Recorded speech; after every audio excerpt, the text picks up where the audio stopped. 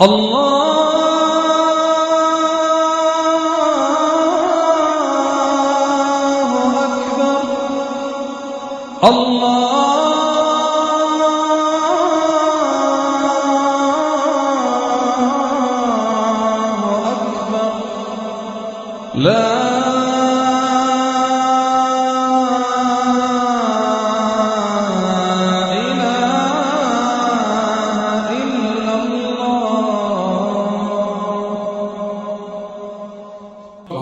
বাবা হওয়ার জন্য কোন বিষয়গুলো বেশি গুরুত্ব দেওয়া প্রয়োজন সংক্ষেপে যদি বলতেন?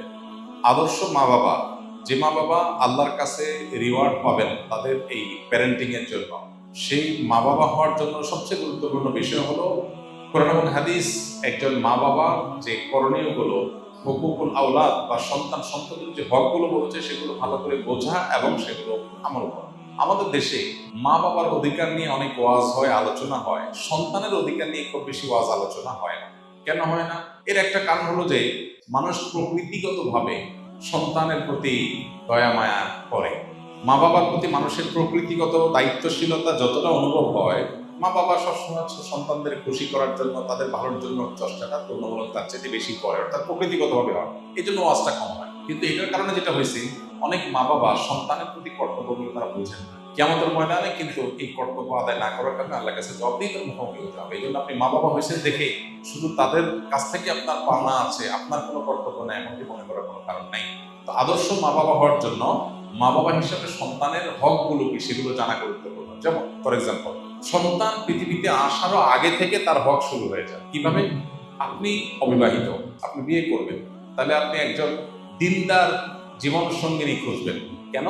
যাতে করে আপনার অনাগত যে সন্তান সন্ততি তারা যেন দিনদার থাকে। মা যদি আল্লাহভীরু হয়, সন্তান আল্লাহভীরু হবে। ওই চিন্তা থেকে আপনি ভালো মা তালাশ করলেন, এটা কিন্তু সন্তানের হক আপনি আদায় করলেন।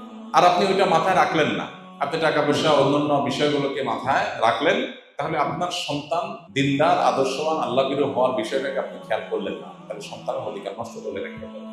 ঠিক একইভাবে স্ত্রী সহবাসের সময় যে দোয়া পড়া হয়, এই দোয়ার মধ্যে কিন্তু অনাগত সন্তান যেন ভালো হয়, নেক হয়, শয়তানের পাকড়াও থেকে রক্ষা পায় যেন দোয়া করা হয়। এটা কিন্তু সন্তান চিন্তা থেকেই আসে।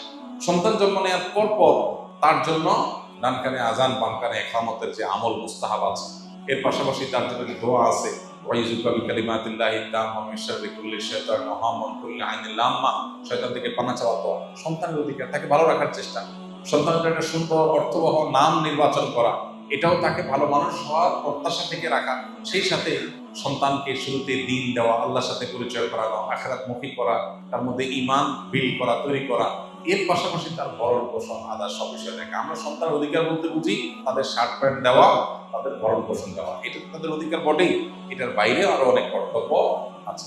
এর মধ্যে একটা গুরুত্বপূর্ণ বিষয় হলো সন্তানদের মধ্যে ইনসাফ করা, বৈষম্য না করা। যখন কিছু দিবেন সবাইকে সমান হারে দিবেন। তো সন্তানের প্রতি এই সমস্ত কর্তব্যগুলো যদি আপনি জানেন এবং কর্তব্য সচেতন হন, ইনশাআল্লাহ আপনি আল্লাহর খাতায়, আল্লাহ রাসূলের দৃষ্টিতে আপনি আদর্শ বাবা এবং মা হতে পারবেন। আল্লাহ আমাদেরকে তৌফিক দান করুন।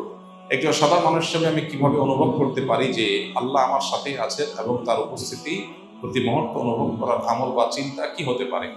এটা হলো তাকওয়ার সর্বোচ্চ লেভেল ভাই।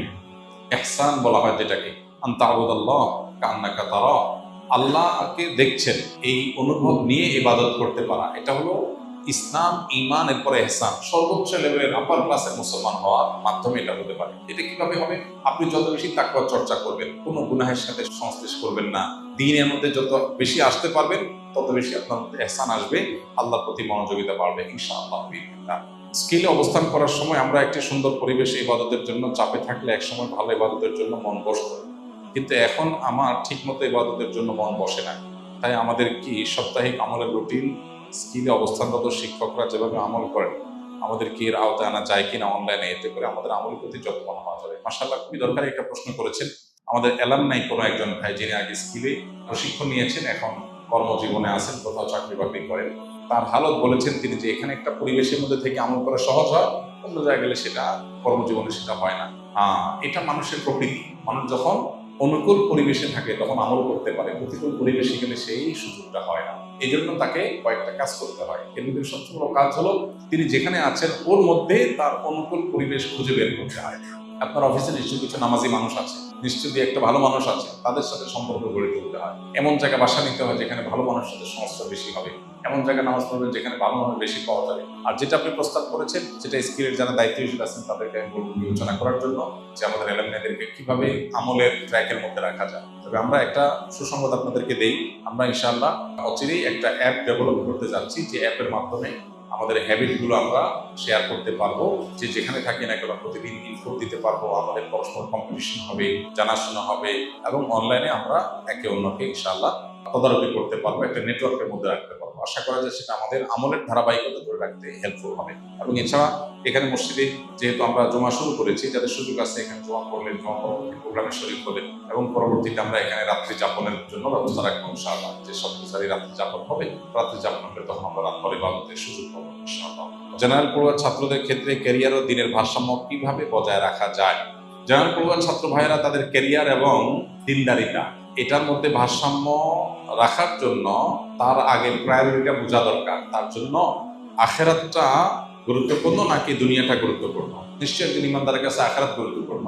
সেক্ষেত্রে পরিপূর্ণভাবে যদি তার ঈমান তিনি রপ্ত করে ফেলতে পারেন, ঈমান যদি তার কাছে স্পষ্ট হয়ে যায়, তাহলে ইনশাআল্লাহ বিদিনিল্লাহ তার জন্য এই ডিসিশন মেক করা সহজ হবে যে আমার ক্যারিয়ার এবং দিন দুইটার একটাকে রাখতে হলে আমি কোনটা রাখবো। একজন ইমানদার অবশ্যই তার দিন রাখবে, ক্যারিয়ার চলে গেলে হলে। তো এই যে প্রায়োরিটি বোঝা, কোনটাকে আমরা বেশি গুরুত্ব দিব, এটা আমাদের ম্যাক্সিমাম মুসলমানদের মধ্যে দেখা যায় যে এটার ঘাটতি আছে। এটার ঘাটতি দূর করার জন্য আমাদের দিনটাকে নতুনভাবে বোঝা দরকার। স্কিলে যে দাওয়াতি কাজ হয় সেটার একটা বড় উদ্দেশ্য হলো এটা, শুধু কিছু সূরা মুখস্থ করানো, সহি করা আর গদবাদা কিছু জিনিস মুখস্থ করার উদ্দেশ্য না। ভেতর থেকে আমাদের এই ফিলটা হওয়া যে আমি দুনিয়াতে অল্প কিছুদিন থাকবো, অনন্তকাল আমাকে আখেরাতে থাকতে হবে, সো সেটা আমার মূল প্রায়োরিটি। এটা রেখে আমার বাকিটা হবে আলহামদুলিল্লাহ, না হলে আমি স্যাক্রিফাইস করবো ইনশাআল্লাহ। এটার জন্য দিন বোঝাটা গুরুত্বপূর্ণ, ঈমানটা বোঝা গুরুত্বপূর্ণ। সেটা যদি আপনি বুঝতে পারেন ইনশাআল্লাহ বিদিনিল্লাহ আপনার জন্য সিদ্ধান্ত নেওয়াটা সহজ হবে।